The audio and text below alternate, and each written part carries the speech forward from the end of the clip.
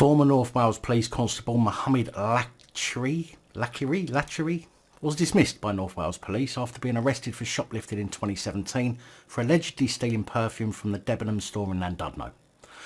Although Lachiri was cleared of the offence by Carnarvon Crown Court, he was subsequently dismissed for gross misconduct after he gave a false name when he was approached outside the store and denied being a police officer.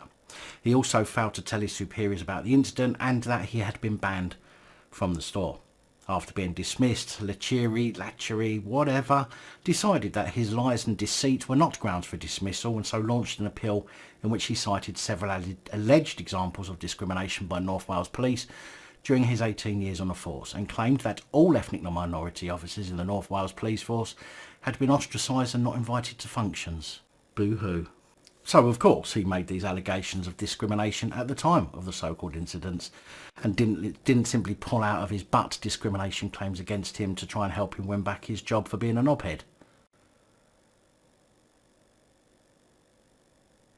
In fact, the latest tribunal hearing saw through his BS too and dismissed his claims.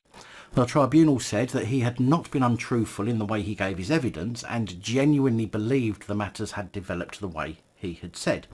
However, employment judge Stephen Jenkins said there was little basis for his beliefs, but Mr. Lachiri was not prepared to accept that things were not as he perceived them. So that sounds to me like the judge basically said, you believed what happened, but there's no proof of it and you're likely the only one who does believe it. Don't get me wrong, I do know there is discrimination that does occur, but it's strange that it was only brought up when he got the boot and made no allegations whilst he was on the force.